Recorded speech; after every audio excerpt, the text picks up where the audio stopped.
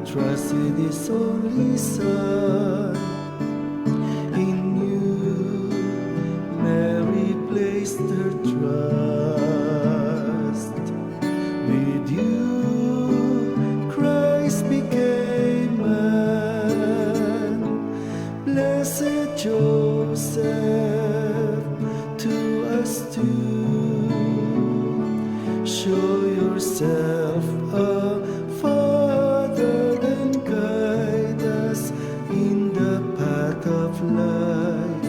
Obtain for us grace, mercy, and courage, and defend us from every evil. Hail, Guardian of the Redeemer, Spouse of the Blessed Virgin Mary. To you, God entrusted His only Son. In you, Mary placed her trust. With you, Christ became man. Blessed Joseph, to us too, show yourself a Father and guide us in the path of life. Obtain for us grace, mercy, and courage, and defend us from every evil. Hail, Guardian of the Redeemer, Spouse of the Blessed Virgin Mary. To you, God entrusted His only Son. In you, Mary placed her trust. With you, Christ became man. Blessed Joseph, to us too, show yourself a Father and guide us in the path of life.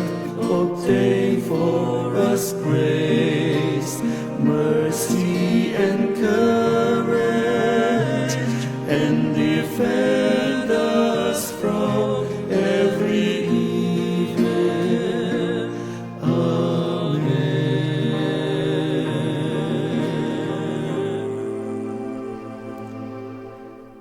And defend us from every evil. Amen.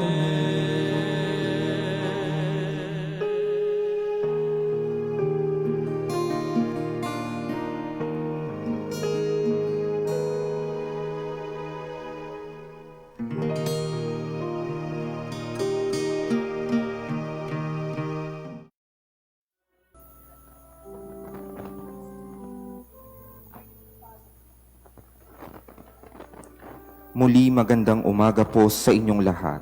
Malugod na pagtanggap dito sa St. Joseph Parish, Gagalangin sa ika-5 at kalahati ng umagang banal na misa na may liturhiya ngayong ika-17 linggo sa karaniwang panahon. Ipinagdiriwang din natin ang Phil Mission Sunday at World Day of Grandparents and the Elderly. Tumayo po ang lahat at tayo'y makiisa sa Eucharistikong pagdiriwang na pamumunuan ng ating Kura Paroko, Reverendo Padre Douglas D. Badong.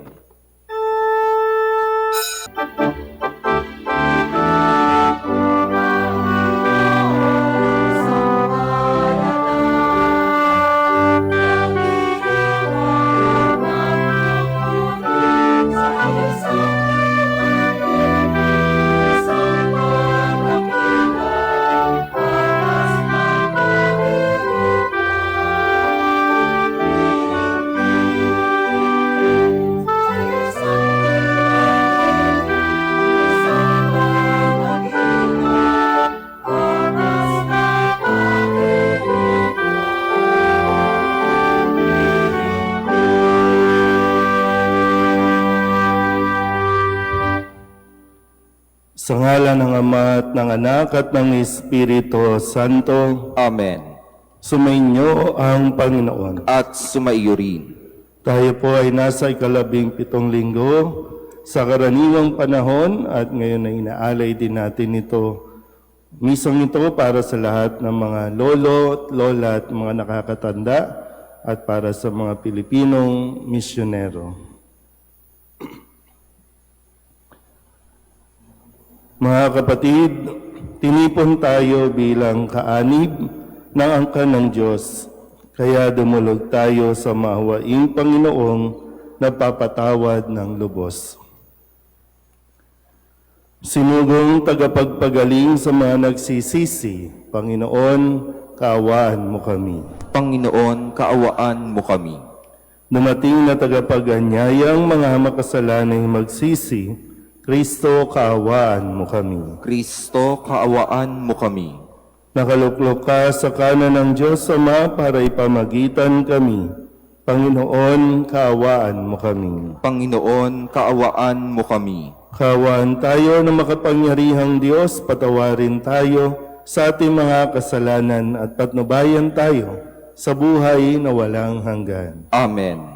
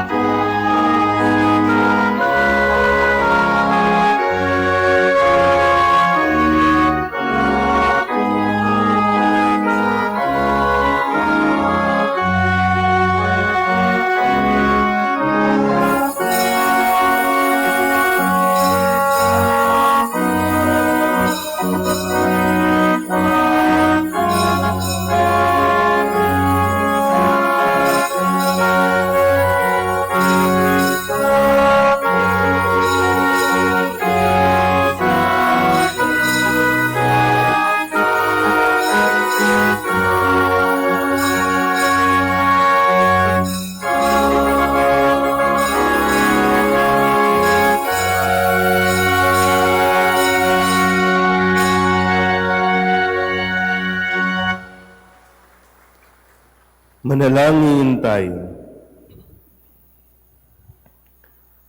Ama naming makapangyarihan, nililingap mo ang mga walang inaasahan kundi ikaw.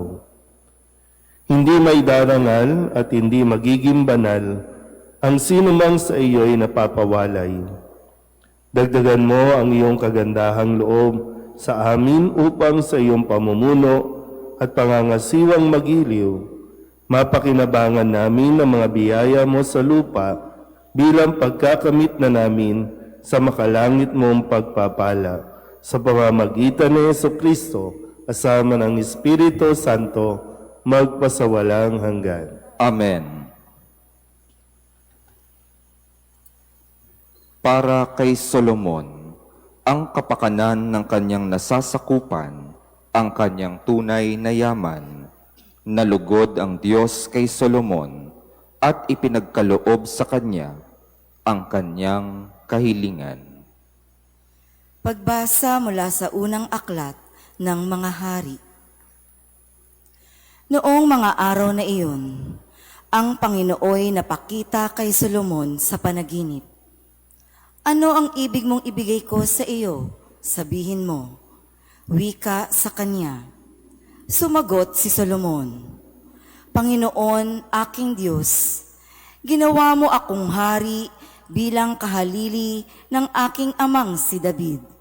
Bagaman ako'y bata pa't walang karanasan, pinapamuno mo ako sa iyong bayan, sa bayang ito na hindi na mabilang sa dami. Bigyan mo ako ng isang pusong maunawain at marunong kumilala ng masama at magaling, sapagkat sino ang maaaring maghari sa bayan mong ito sa napakalaki? Ikinalugod ng Panginoon ang hiling ni Solomon. Kaya't sinabi sa kanya, Yamang hindi ka humiling para sa iyong sarili ng mahabang buhay o kayamanan o kamatayan ng iyong mga kaaway, kundi ang hinihiling mo'y pagkaunawa at katalinuhang humatol. Ipinagkakaloob ko sa iyo ang hiniling mo. Binibigyan kita ng karunungan na walang kapantay, maging sa mga nauna, maging sa mga susunod pa sa iyo. Ang salita ng Diyos. Salamat sa Diyos.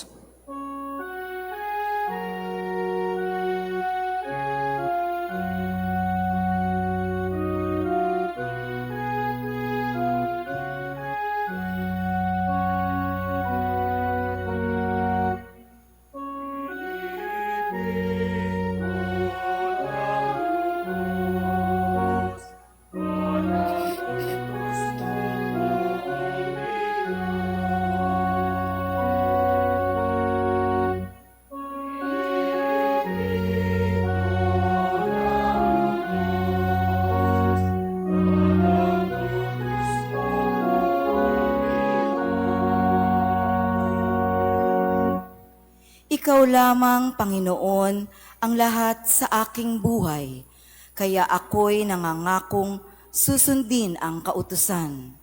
Higit pa sa ginto't pilak nitong buong sanlibutan, ang mabuting idudulot ng bigay mong kautusan.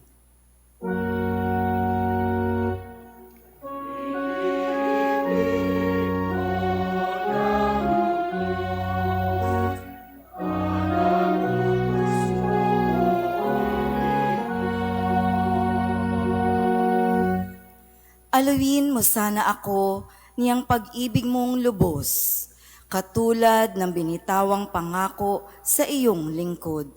Sa akin ay mahabag ka at ako ay mabubuhay. Ang lubos kong kasiyahay nasa iyong kautusan.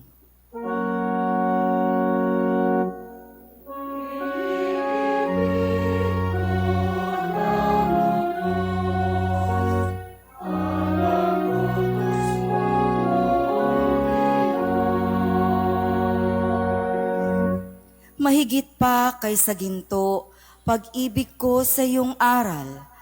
mahigit pa kaysa gintong binuli at dinalisay. Kaya iyang tuntunin mo ang siya kong sinusunod, pagkat ako'y namumuhi sa anumang gawang buktot.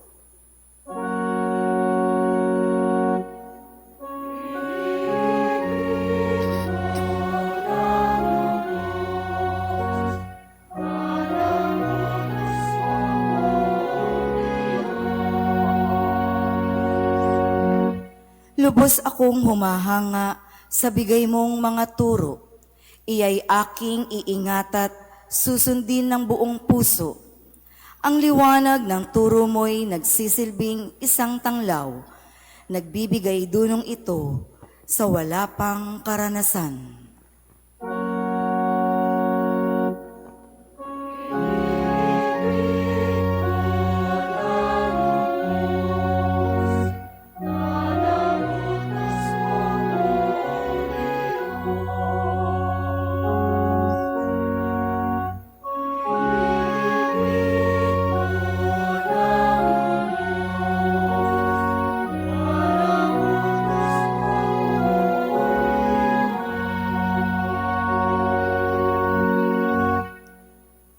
Sa harap ng mga pagsubok, ang pag-ibig ng Diyos para sa atin ang magsisilbing lakas para patuloy natin siyang pakinggan.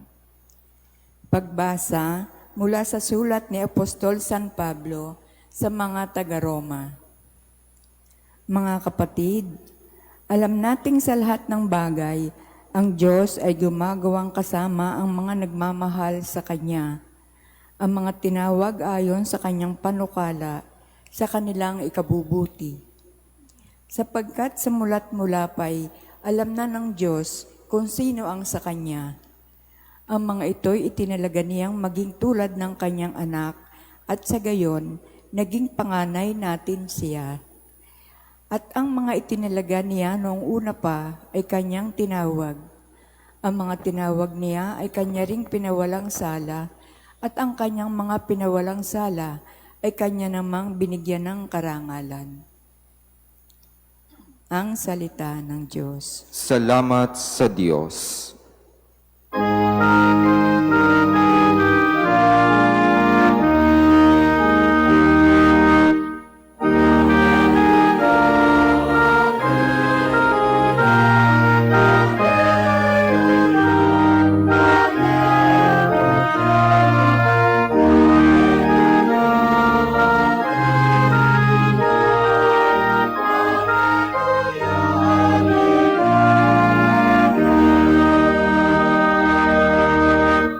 Papuri sa Diyos Ama, pagkat ipinahayag niya, hari siya ng mga aba.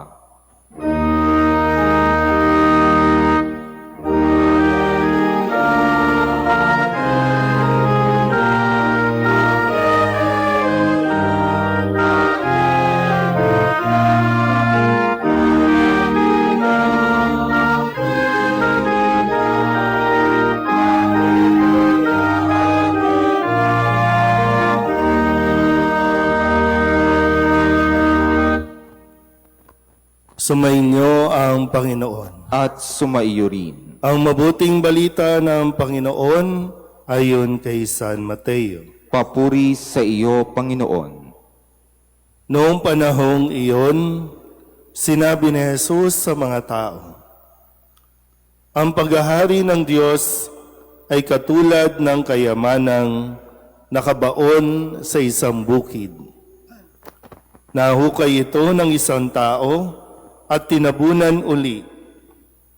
Sa laki ng tuwa, siya'y humayo at ipinagbili ang lahat ng ari-arian niya at binili ang bukid na iyon. Gayun din naman, ang paghahari ng Diyos ay katulad nito. May isang mangangalakal na naghahanap ng mamahaling perlas. Nang makakita ng isang perlas na napakahalaga, siya'y humayo at ipinagbili ang lahat ng kanyang ari-arian at binili iyon. Ang paghahari ng Diyos ay katulad din ng isang malaking lambat na inihagis sa dagat at nakahuli ng sari-saring isda. Nang mapuno, ay hinila ito sa pampang at naupo ang mga tao upang pagbukod-bukirin ang mga isda. Tinipon nila sa mga sisidlan ang mabubuti, ngunit itinapon ang mga walang kwenta. Gayun din ang mangyayari sa katapusan ng daigdig. Darating ang mga anghel at ihihiwalay ang mga makasalanan sa maningas na pugon. Dooy mananangis sila at magngangalit ang kanilang ngipin. Naunawaan na ba ninyo ang lahat ng ito? Tanong ni Jesus. Opo, sagot nila. At sinabi niya sa kanila, kaya nga, ang bawat iskriba na kumikilala sa paghahari ng Diyos ay tulad ng isang puno ng sambahayan na kumukuha ng mga bagay na bago at luma sa kanyang taguan. Ang mabuting balita ng Panginoon. Pinupuri ka namin, Panginoong Heso Kristo. Isang magandang umaga po sa inyong lahat. Tumayo nga po ang mga lolo't lola. Mga lolo't lola, yung iba hindi pa rin matanggap na lolo na at lola na. Palapakan po natin ang mga lolo't lola natin na mga naririto. Salamat po. Ito po dahil ngayon, no, bagamat linggo, dahil ang linggo ay sa liturhiya natin, ang pang-17 linggo na ginagamit natin. Pero ngayong July 27,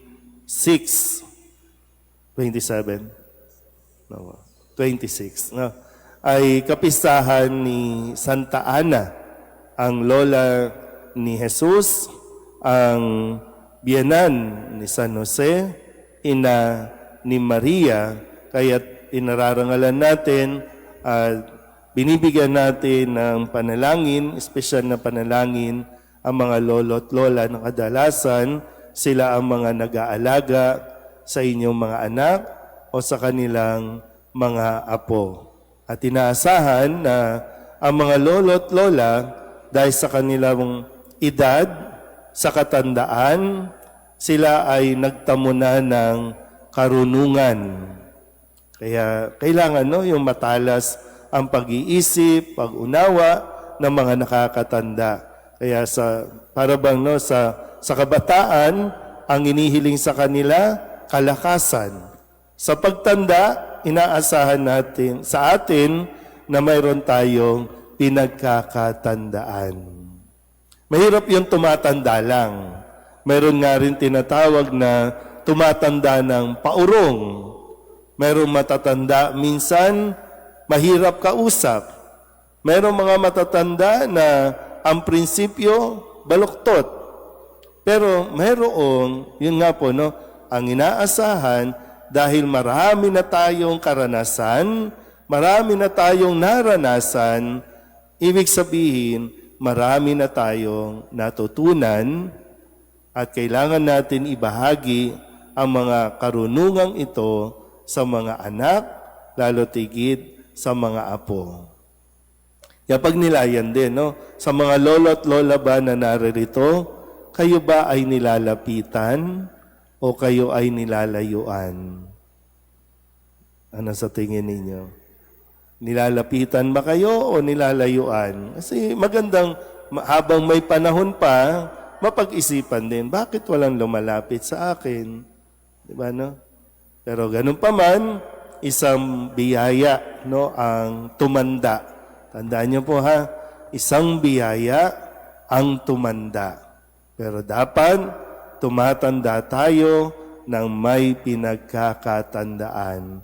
Bago pa man umabot sa punto na tayo po ay yung panahon na para humarap sa Panginoon. Nitong mga nakalipas na linggo ay sunod-sunod na talinghaga ang ipinaliwanag ni Jesus para mas maunawaan natin ang paghahari ng Diyos o maging ang kalooban ng Diyos. maalala niyo po, 3 weeks ago, 15 linggo, ay narinig natin ang talinghaga tungkol sa manghahasik. Nang maghasik ng biyaya, may nahulog. No? Sabi nga yung binhi, nahulog sa batuhan, sa daan, sa dawagan, at maging sa matabang lupa. So yung mga nakikinig, tumatanggap ng salita ng Diyos, pero hindi tumitimo sa kanilang isipan, nawawala ang biyaya. Pero kapag tayo po ay handa at naa-absorb natin ang salita ng Diyos, doon tayo magbubunga. Nung sumunod na linggo, nung nakalipas na linggo, ganun din, talinghaga ng manghahasik. Sabi, di ba mabuting binhi ang inihasik mo? Bakit mayroong damo? Bakit may tumutubo din na damo? Eh, sabi nung naghasik, hayaan nyo nang tumubo, kapwa o pareho. Pero darating ang araw, panahon ng anihan, bubunutin sila pareho, ihiwalay ang damo sa mabuting binhi o yung mga trigo. Pakitingnan nga ulit yung katabi kung bakit buhay pa yan. Masamang damo ba? O dahil mabunga? Diba? Dalawa naman yan. No? Pero ang sabi, may darating ang panahon ng pag-aani. Ito yung wakas ng buhay ng tao sa mundong ito. At ang Diyos ang magsasabing, ito ay masamang damo, ito ang trigo.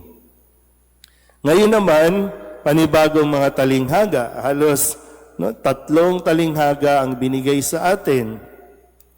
Isang nakahukay ng kayamanan, isang nakakita ng mamahaling perlas, at yung isang katulad ng malaking lambat na inihagis at nahuli ang lahat.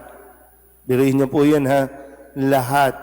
O, kung babalikan natin ulit, nung nagsaboy ng binhi, lahat naman nakatanggap, di ba? Lahat nakatanggap. Nang ihagis ang lambat, lahat nahuli, lahat ng uri, masasama at mabubuting isda. Lahat. Pero ang sabi pa rin ay ihiwalay ito sa tamang panahon. Sabi niya, ganyan ang pagdating ng wakas o katapusan. Ganyan ang mangyayari sa katapusan ng daigdig. Kaya ang panyaya sa atin ay magpatuloy tayong maghanap.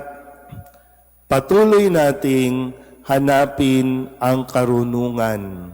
Pag sinabing karunungan, ang Diyos. Kaya maganda po, no? Sana magsimba muna yung, lalo na ang Pangulo natin, no? Ang Presidente natin, sana makapagsimba rin siya ngayong araw na ito. Kasi maganda yung halimbawa. Kasi bukas, di ba, no? State of the Nation, may SONA tayo bukas. At ilang taon na lang ba siya? 2 taon, no? 2 taon. Yung maganda kasi yung panalangin ni Solomon, itong nasa ating unang pagbasa. Anong hiniling niya? Hindi kayamanan ng mundong ito na pwede namang ibigay sa kanya ng Diyos. Siya na yung hari. Siya yung itinalaga. Pero anong hiniling niya? Karunungan para malaman kung paano ang humatol ng matuwid at tama sa kanyang pamumuno. At kapag ang isang tao naman po mayroong karunungan, taglay niya ang kayamanan na hindi mananakaw o mauubos. Karunungang magdadala sa kanya sa langit.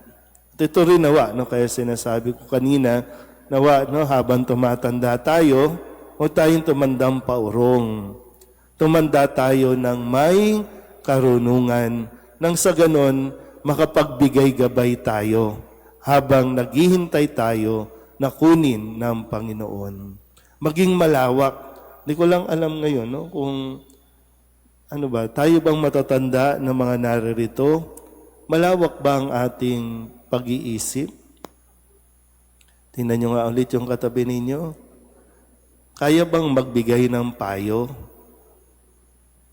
O baka naman isa na tayo dun sa mga ang isip lang natin, pera. Minsan, mamamatay na lang, pera.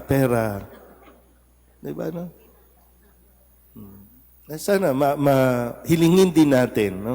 Hilingin natin sa Diyos na magkaroon tayo ng karunungan kasi ang karunungang ito ay magdadala sa atin o tutulong sa atin makilala kung ano ang pinakamahalagang kayamanan sa mundong ito. At walang iba kundi ang Diyos. Amen. Ipahayag natin ang ating pananampalataya. Sumasampalataya ako Sa Diyos amang makapangyarihan sa lahat, na may gawa ng langit at lupa. Sumasampalataya ako kay Hesukristo, iisang anak ng Diyos, Panginoon nating lahat. Nagkatawang tao siya lalang ng Espiritu Santo, ipinanganak ni Santa Mariang Birhen, pinagpakasakit ni Poncio Pilato, ipinako sa krus na matay inilibing, nanaog sa kinaroroonan ng mga yumao, nang may 3 araw na buhay na maguli, umakyat sa langit, naluluklok sa kanan ng Diyos amang makapangyarihan sa lahat. Doon magmumula ang paririto at huhukom sa nangabubuhay at nangamatay na tao. Sumasampalataya naman ako sa Diyos Espiritu Santo, sa banal na simbahang katolika, sa kasamahan ng mga banal, sa kapatawaran ng mga kasalanan, sa pagkabuhay na muli ng nangamatay na tao, at sa buhay na walang hanggan. Amen. Ipinagkaloob ng Diyos Ama sa atin ang kanyang kaharian sa pamamagitan ng kanyang bugtong na anak na si Jesus. Buong galak nawa nating ibahagi siya sa ating kapwa. Ang ating pong itutugon, maawaing Ama, dinggin mo ang iyong bayan. Maawaing Ama, dinggin mo ang iyong bayan. Patuloy nawang mangaral ang Santo Papa at mga pinuno ng simbahan tungkol sa paghahari ni Jesucristong anak mo sa pamamagitan ng kanilang mabubuting gawain. Manalangin tayo. Maawaing Ama, dinggin mo ang iyong bayan. Tugunan nawa ng mga namumuno sa aming pamahalaan ng paghihirap ng taong bayan, lalo na ang mga biktima ng karahasan, mga inabandona ng pamilya, at ng mga nalulong sa droga upang sila'y makadama ng pag-asa. Manalangin tayo. Maawaing Ama, dinggin mo ang iyong bayan. Pagpalain mo ang mga misyonero upang sila'y maging matatag sa pagsisikap na maihatid ang iyong mabuting balita sa buong daigdig. Manalangin tayo. Maawaing Ama, dinggin mo ang iyong bayan. Nawa, palaging maging handa ang bawat Kristiyano na tumulong sa kapwa, lalo na sa mga mahihirap at mga may sakit. Manalangin tayo. Maawaing Ama, dinggin mo ang iyong bayan.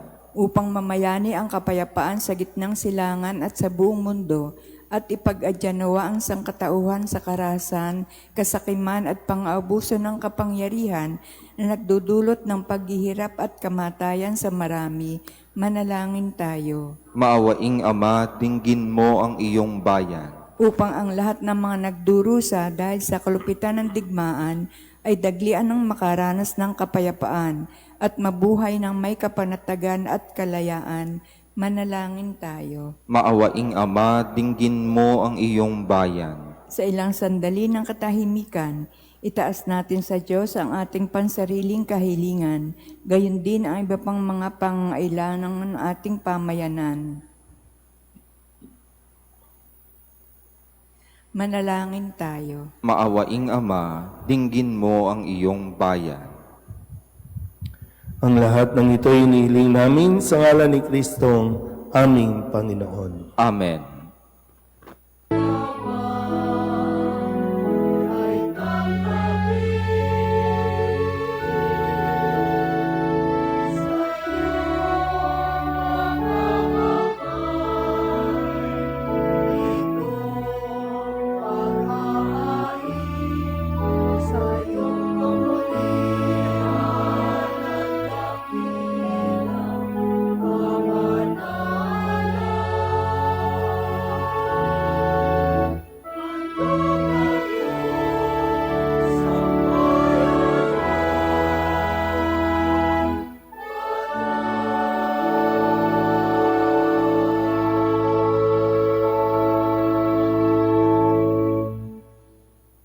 Manalangin kayo mga kapatid upang paghahain natin ay kalugdan ng Diyos Amang makapangyarihan.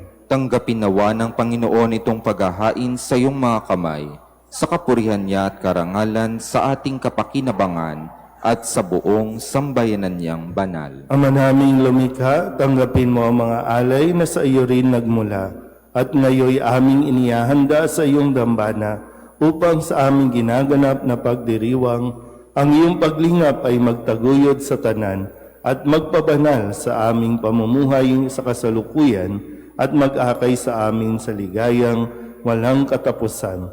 Sa pamamagitan ni Jesucristo, kasama ng Espiritu Santo, magpasawalang hanggan. Amen. Sumainyo ang Panginoon. At sumaiyo rin.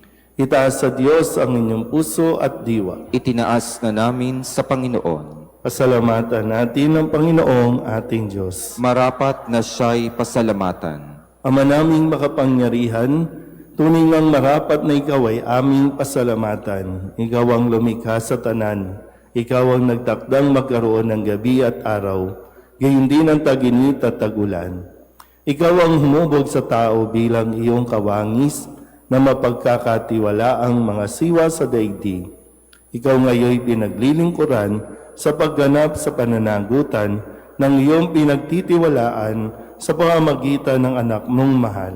Kaya kaysa ng mga anghel na nagsisiawit ng papuri sa iyo nang walang humpay sa kalangitan, kami nagbubunyi sa iyong kadakilaan.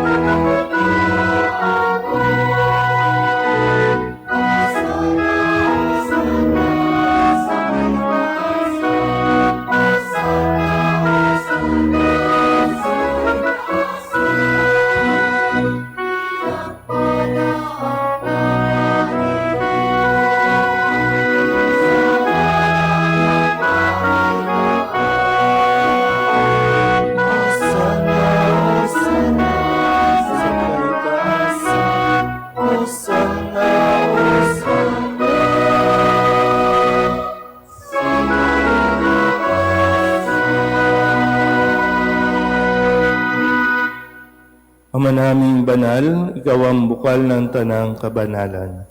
Kaya't sa pamamagitan ng iyong Espiritu, gawin mong banal ang kaloob na ito upang para sa aming maging katawan at dugo ng aming Panginoong Jesucristo. Bago niya pinagtiis ang pusang loob na maging handog, hinawakan niya ang tinapay, pinasalamatan kaniya, pinaghati-hati niya iyon, iniabot sa kanyang mga alagad at sinabi, "Tanggapin ninyong lahat ito at kanin, ito ang aking katawan na ihahandog para sa inyo."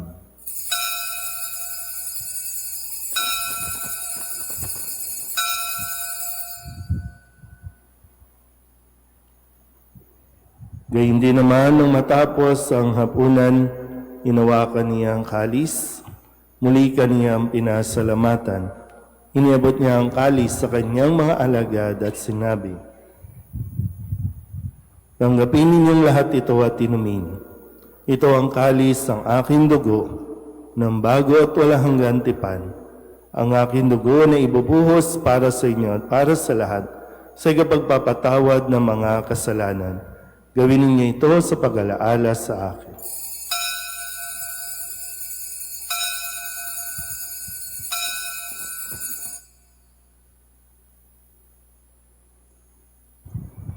Ipagbunyi natin ang misteryo ng pananampalataya.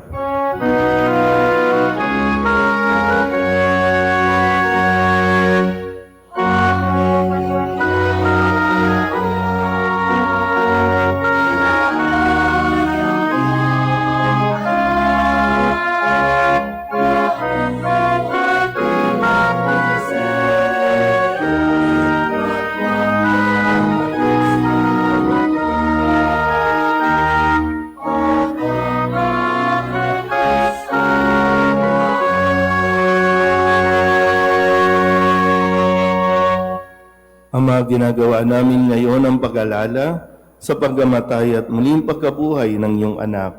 Kaya tiniaalay namin sa iyo ang tinapay na nagbibigay buhay at ang kalis na nagkakaloob ng kaligtasan.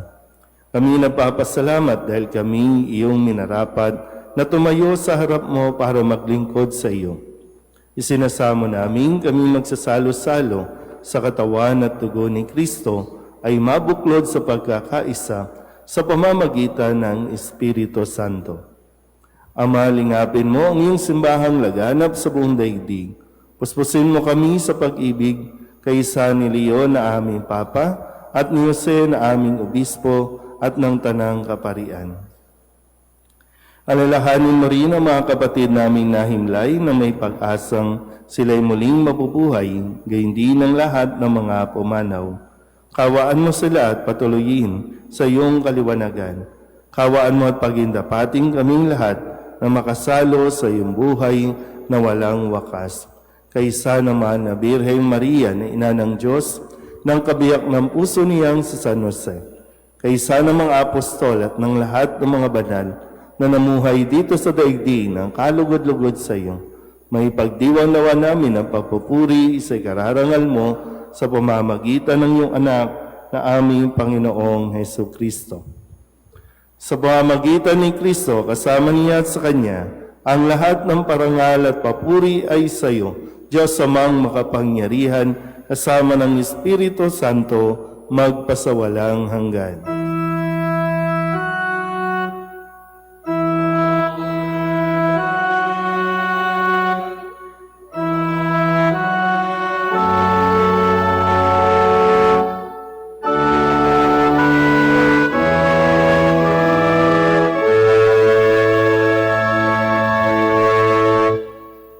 Sa tagubilin ng mga nakagagaling na utos at turo ni Jesus sa Panginoon natin na Diyos, ipahayag natin ang lakas loob.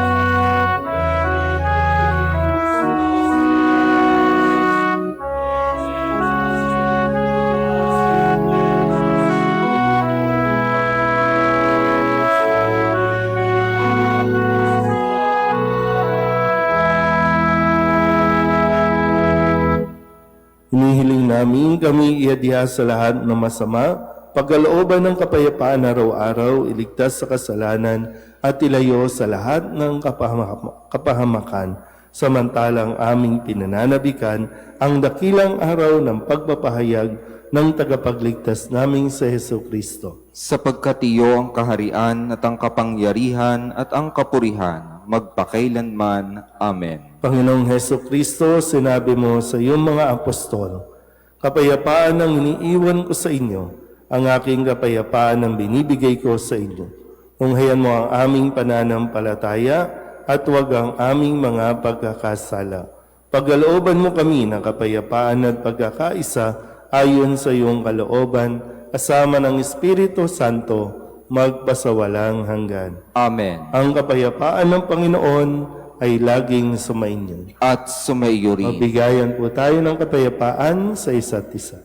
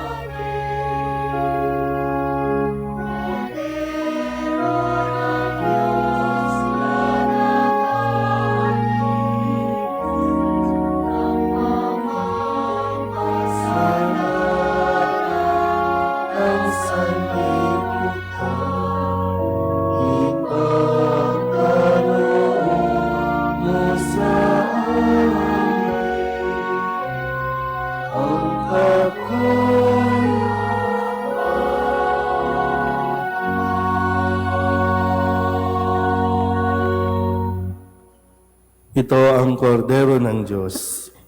Ito ang nag-aalis ng kasalanan ng sanlibutan. Mapalad ang mga inaaniyahan sa kanyang piging. Panginoon, hindi ako karapat-dapat na magpatuloy sa iyo, ngunit sa isang salita mo lamang ay gagaling na ako.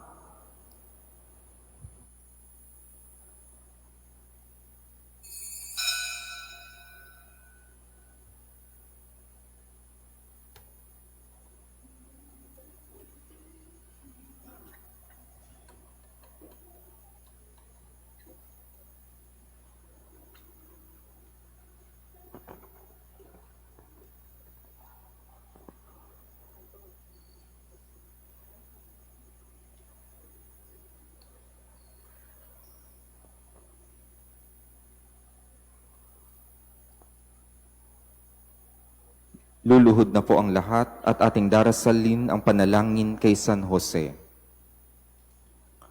Abang tagapangalaga ng tagapagligtas, kabiyak na puso ng mahal na Birheng Maria, sa iyo ipinagkatiwala ng Diyos ang kaisa-isa niyang anak. Sa iyo nagtiwala si Maria, sa piling mo si Kristo'y naging tao. Maging ama ka rin sa amin, pinagpalang Jose, at gabayan mo kami sa landas ng buhay. Ihingi mo kami ng biyaya, awa at tapang, at ipagtanggol kami sa lahat ng masama. Amen. Magsitayo na po ang lahat. Manalangin tayo. Ama naming mapagmahal, pinagsaluhan namin sa banal na pakikinabang ang alaalang walang kupas ng iyong anak na nag-alay ng sarili niyang buhay para sa aming kaligtasan. Ipagkaloob mong ito ay magdulot ng pag-unlad sa ipinamana niya sa aming pagliligtas bilang tagapamagitan kasama ng Espiritu Santo magpasawalang hanggan. Amen. Konting update lang po. So nasa gitnang bahagi na po yung ating inaayos na kisame. Yan po yung sa ngayon po, no? Yan ang ating pinagtutuunan ng pansin. Kaya salamat po sa inyong mga tulong at suporta at unti-unti rin natin isasaayos ang tahanan ng ating patrong si San Jose.